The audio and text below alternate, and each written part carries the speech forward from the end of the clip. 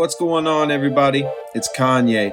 Today's video we're going to be going over what's the best comp point guard build in NBA 2K23. Now, this build can obviously be made in both old gen and new gen, so don't worry about what console you're on or what game you're playing. You can make it in both systems. Now, I will be doing the badge layout in the next gen system, so just understand that. And you can at least see what badges I'm going to apply if you still play the current gen game. That being said, I've recently started doing some Pro-Am runs with a group of guys that I know pretty well.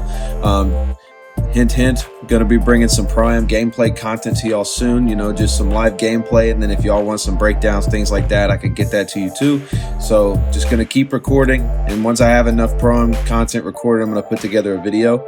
But yeah, this is the build I've been running on. I've been running the one for our Pro-Am team, so y'all can kind of see what I play on. And then when you get to see that gameplay footage, you can see what I'm using to make those plays. So obviously, we're going to be making a point guard. And again, please don't hesitate to like and subscribe. It is so appreciated, and I can't tell y'all enough how much I enjoy making this content for y'all. So if y'all are enjoying the videos, please don't hesitate to show some support, share it to your friends, whatever you want to do. But again, any of it's appreciated. Making a point guard, handedness, jersey number up to you. When we look at the body settings, so I went height 6'8". Now, I know the 6'9s are supposed to be, really broken this year. Again, though, I did hear recently that they may have been patched. I'm not 100% sure on whether that's true or not. My 6'9 that I do have isn't really playing any different, so I don't feel like it was patched. That being said, I did make this build at 6'8", and the primary reason we went 6'8 was for the physicals and the speed with ball. I just wanted a little bit higher acceleration and a little higher speed with ball. And compared to a 6'9", it's a little different. So that was the primary reason for doing that. For our weight, I went minimum weight, I'm pretty sure. I may have not went full minimum. Either way, go 186. 186 is where I have it. And then the wingspan, we went 7'5". Body shape, we went defined just because, it's the middle. We don't want a super skinny guard. We want a super big guard, so I went with defined. When we get into the attributes here, you're going to see we went with a 76 close shot, 80 driving layup, 92 driving dunk, 84 standing dunk. Now, you might be wondering, why did I put an 84 standing dunk on this build? Why did you not upgrade the close shot more? With it laid out this way, we get the 21 badges. I tried going with 80, 80, 80. We don't get 21. We only get 20 finishing badges. So with the 84 standing dunk and a 76 close shot, you're able to get to 21 finishing badges. And you're going to see our tier 3 badges are going to be things like gold limitless, gold slithery, and silver posterizer. We're going to want all of those, and with the 21 badge, you're going to be able to get it. One real quick edit I'm going to make to this that I'm going to show you all that you can do if you're cool with only having 20 finishing badges. Knock your standing dunk down to 81 and up the driving dunk to 93. You're going to lose one finishing badge, but you have the opportunity now to get gold posterizer. I chose to have the extra finishing badge. I think the difference between silver and gold posterizer isn't significant enough to lose that extra badge point, so do with that as you will. Now, for shooting, we went 74 mid-range, 85 3-ball, 71 free throw. The reason I went with the 85 3-ball is with the 85 exact, now you have silver limitless range. So that's huge. And then with our mid-range, the reason I went to 74 is because you get your 20th shooting badge at 74. All right, moving on. Playmaking. 78 pass act, 86 ball handle, 80 speed with ball. Now, the reason we went, an 86 over 85, mismatch expert could be beneficial. Also, just how the badge is laid out. Technically, you could back some off of here. But again, the reason we made this build the way we made it was to have the high speed with ball, etc. I guess you could go like this, but I just like the 86 ball handle with the silver mismatch expert, because if you do go against 6'9s as a 6'8, it does activate. So moving on, when we look at defense and rebounding, you're going to have a 61 interior defense, 81 perimeter defense, 82 steals, 75 block, and a 74 defensive rebound. And I believe the 29 offensive rebound just comes because you upgrade the defensive rebound to 74. Yeah. So we've got 19 defensive badges. You are going to see here we can get silver challenger and bronze clamps. Now, what I will tell you too, if you want to tank on the defensive badges a little bit and lose a few of them, you can move it around to the point that you get just a second, let's get this knocked down just a little bit more. A couple more, there we go. So this is where I was getting at. If you want to to have only 16 defensive badges versus 19. You can upgrade your perimeter defense to 86, and now you have Silver Clamps Gold Challenger. But me personally, I wanted to go this route just because I want more badges. I feel like badges are more important, and even if you unlock higher tiers of badges, if you don't have enough badge points to get them, well, what's the point? And plus, the tier 1 badges for this build are what I would look for more. We're going to be in a zone in my Pro-Am games, so the thing is clamps isn't extremely important, and I can still get Silver Challenger as is. So I think it was better to go this route and get the extra badge points, because we're going to be able to get a lot more of those tier 1 badges along with a few of the tier 2 ones as well. Now for our physicals, we got a 79 speed, at 82 acceleration. I want to stress this now. Acceleration is way more important than speed. You think about it offensively, if you have the ball in your hands, this is the only speed that matters. And then defensively, your lateral quickness is tied in with your perimeter defense. So realistically, the only time you're really using this speed is when you're running up and down the court. That being said, your acceleration is used in all of these cases of getting to your top speed, your top quickness laterally, your top speed with handling the basketball.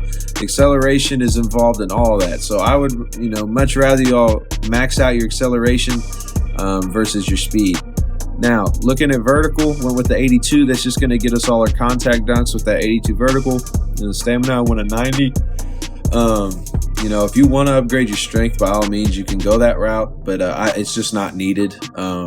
A lot of people, I think, thought the bully badge was going to be something crazy when the game came out, me included. I made a build very similar to this. It's the first build I posted for 2K23, and I made an athletic finisher, and it's a lot like this build offensively. I had a lot less defense because I wasted a lot of points on strength to ensure I could get bully, etc., etc.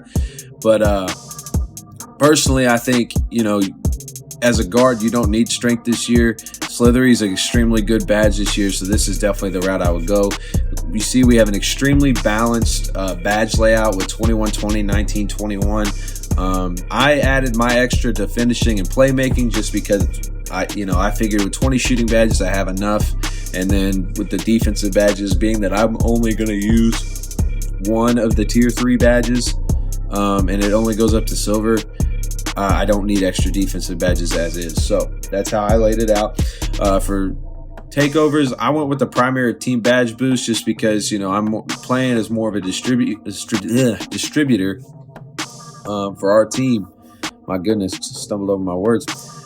Play as more of a distributor for our team, so I like to go with the team badge boost. And then for our secondary, if we get team, having easy blow-bys on is very beneficial for getting to the zone, drawing other people in, and being able to kick. But yeah, this is how I would lay out your badges as a point guard in Pro-Am. Team badge boost. One of the playmaking takeovers is a primary, and then a secondary, a scoring takeover, whether it be shooting or finishing.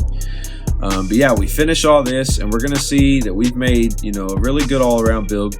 And the name itself is the most unique in the world, but we're getting comparisons to Lonzo, Tyrese Halliburton, and Penny Hardaway, which are really good comparisons to how we're trying to play, and we're called an inside-out scorer.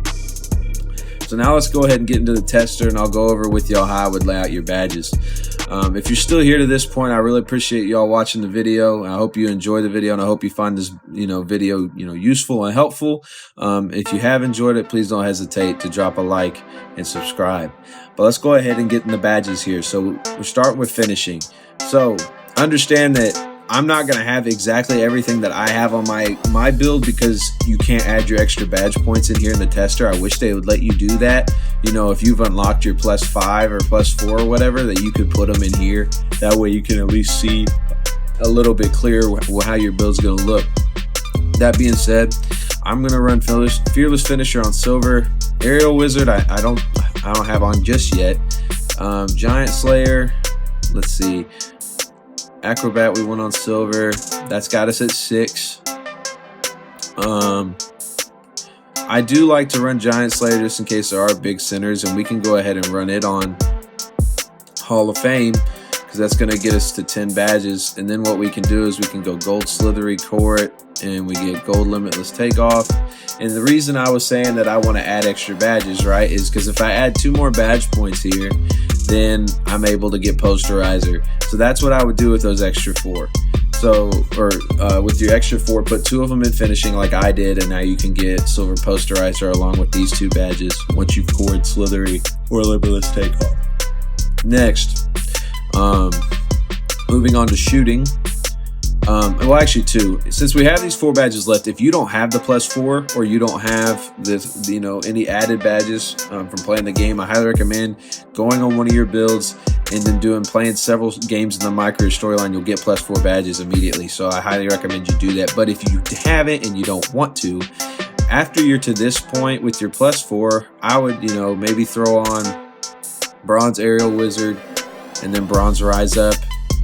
I would do something like that. Again, it's just easier to go ahead and go and play the extra games, get the +4, add 2 so you can get Posterizer.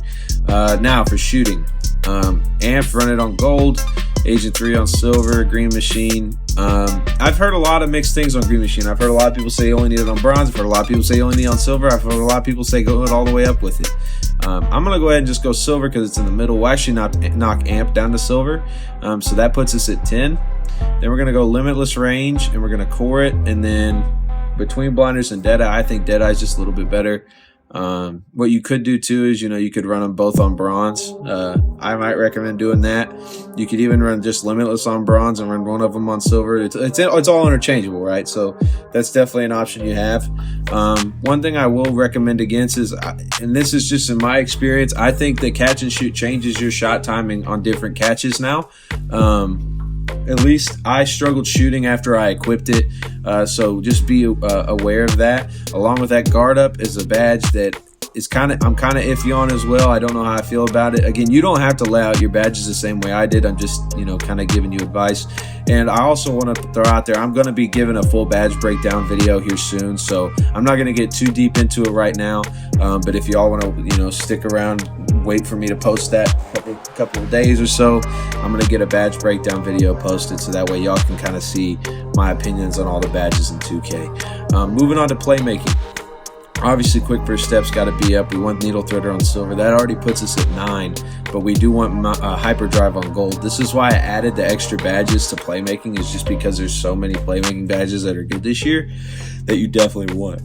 We want silver handles for days, and we definitely want clamp breakers, so we go here. And the thing is, right, so I had 5 extra badges, so I put 2 on finishing, so I've got 3 left over. So when I take the extra 3 and I put them here in playmaking, I now have my silver unpluckable, because I have the 3 I'm adding plus the 3 I still have available. Once I core it, I got silver unpluckable. So that's why I would add 2 to finishing, 3 to playmaking.